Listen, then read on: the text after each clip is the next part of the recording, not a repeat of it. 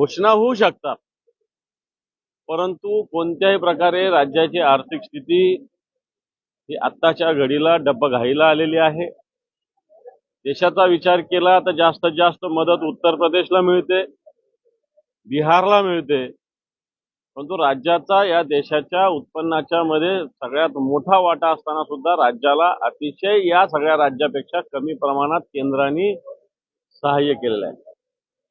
ज्या पद्धतीनं उद्योग व्यवसाय मागे आलेले आहेत, कृषीचं पाहिजे तसं समाधानकारक आपण पुढे गेलेलो नाही। राज्याचा जीडीपी सुद्धा 5व्या क्रमांकावर आहे देशाच्या स्तरावर विचार केला तर।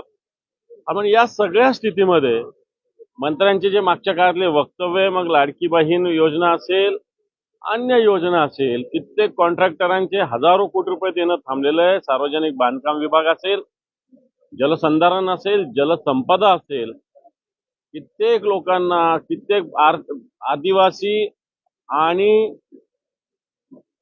ज्या पद्धतीनं एससी, ओबीसी, एसटी या विभागाच्या योजनेला मोठ्या प्रमाणावर कात्री लावलेली आहे।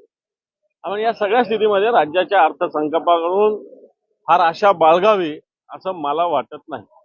2100 रुपये देणार असं लाडक्या बहिणींना घोषणा होती। आता मला 5 वर्षाचा तो वचननामा होता।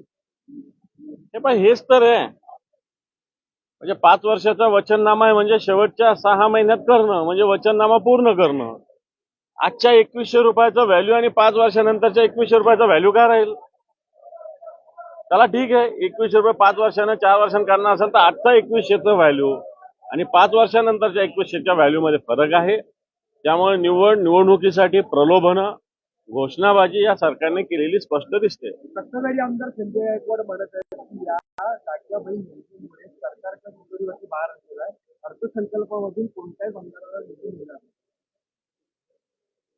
सत्ताधारी आमदाराला तरी काही ना काही मिळतो, विरोधी पक्षाला तर खडकू सुद्धा सरकार देत नाही। खरं तर राज्याचा विकास करत असताना सगळा राज्याचा विचार केला पाहिजे, परंतु हे मतदारसंघाचा विचार करतात, हे सगळ्यात मोठं चूक आहे। राज्य म्हणून विचार झाला पाहिजे, कोणत्याही भागामध्ये विकासाचा असमतोल असायला नाही पाहिजे, परंतु राज्य सरकार हे सगळं करताना कुठेही त्याचा विचार करत नाही।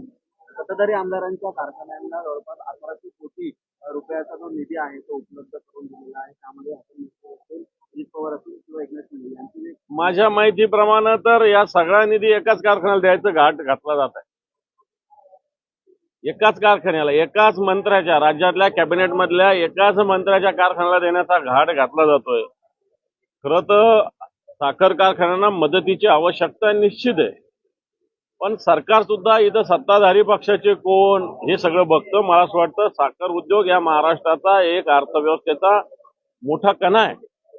मग तो कोणाच्या ताब्यात असेल, खाजगी असेल, सरकारी असेल, विरोधी पक्षाचा आमदार असेल, सत्ताधाऱ्याचा असेल किंवा कोणत्या पक्षाचा असेल, जिथं आवश्यकता आहे तिथं सरकारच्या मदतीची आवश्यकता आहे, परंतु थक हमीच्या नावाखाली सुद्धा सरकार सत्ताधारी पक्षाच्याच कारखान्याला मदत करतंय आणि आर्थिक मदत करताना सुद्धा सरकार सत्ताधाऱ्यांचाच विचार करतं। थँक्यू।